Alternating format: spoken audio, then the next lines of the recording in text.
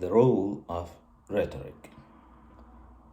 Rhetoric means speech or writing intended to be effective and influence people.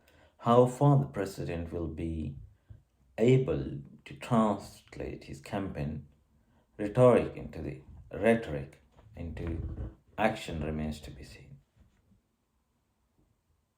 Intended effective campaign rhetoric into action. I was swayed by her rhetoric into donating all my savings to the charity. I was swayed by her speech into rhetoric. Rhetoric. Clever language, another meaning is it's a clever language that sounds good but not sincere or has no real meaning. In reply to the question, he produced a lot of empty rhetoric. Meaningless rhetoric, meaningless speech. Empty rhetoric. Speech that is effective and persuasive. How can it be speech? How can speech be effective, persuasive, but not sincere? I mean, it can be. Anyway, the role of rhetoric. We have everywhere found a certain reciprocity between the art of teaching and the art of being taught. We have everywhere found a certain reciprocity between the art of teaching and art of being taught, between the skill of author that makes him considerate writer and the skill of reader that makes him handle a book with consideration. Handle a book with considerate writer can be said as considerate reader as well, but instead they say like makes him handle a book with consideration. We have seen how the principles of grammar and logic underlie. We've seen how the principle of grammar, logic, and logic underlie rules of good writing as well as rules of good reading. We've seen how same principle of we've seen how same principles of grammar and logic underlie rules of good writing as well as the rule of good reading. The rules we have discussed concern so far discussed concern the rules we have so far discussed concern the achievement of intelligibility on the part of the writer and the achievement of understanding on the part of the reader.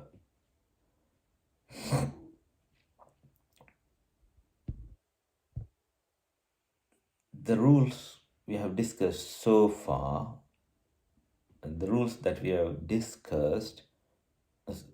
have so far discussed concern the achievement rules concerns the achievement of intelligibility. The rules that we discussed so far discussed concerns the achievement of intelligibility on the part of the writer and the achievement of understanding on the part of the reader. The last set of rules goes beyond understanding to critical judgment. Here is where rhetoric comes in. Last set of rules goes beyond understanding critical judgment. Goes beyond understanding to critical judgment. Here is where rhetoric comes in. There are, of course, many use of rhetoric. We usually think of it in connection with the orator or the propagandist. We usually associate rhetoric with orator or the propagandist, but propagandist. I think it's not easy to pronounce, so I suspect the pronunciation that I'm doing for propagandist is not accurate. Propagandist.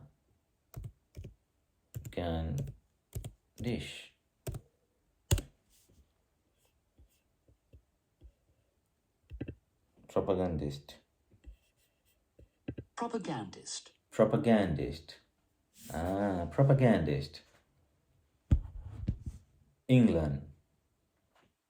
Switzerland. Oh, propagandist. So another pronunciation state. If name, if if a country name ends with land, English don't say it as land.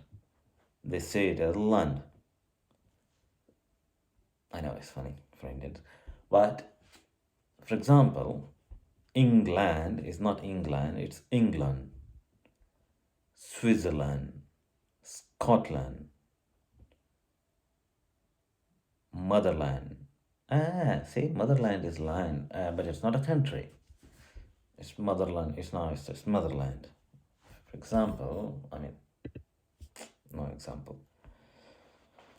So, there are of course many uses of rhetoric.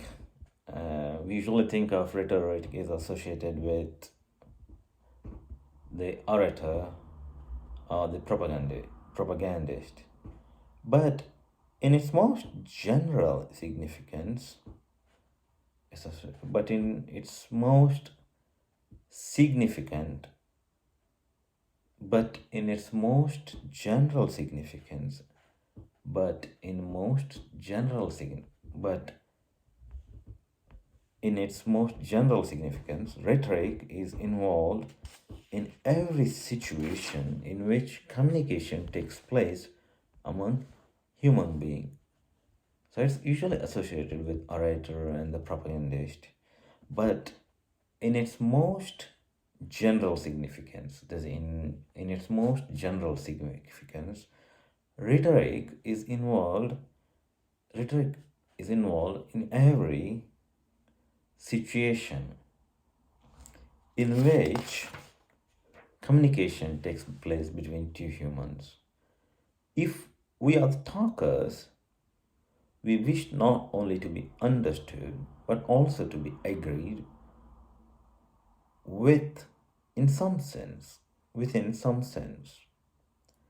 If we are if we are the talkers, we wish we wish not only to be understood. If we are the talker, we wish not only to be understood but also to be agreed with, within some sense. If our purpose in trying to communicate is serious, we wish to convince or persuade more precisely. More convince or persuade more precisely, to convince about theoretical manners, and to persuade about matters which ultimately affect action or feeling. Last. If if our purpose in trying to communicate, if our purpose in trying to communicate is serious, then let's say what I understand. Let's say, um, if it's serious, then we wish to negotiate seriously, persuade, convince, or persuade more precisely, to convince about theoretical matters and persuade about matters that ultimately affect action or feeling.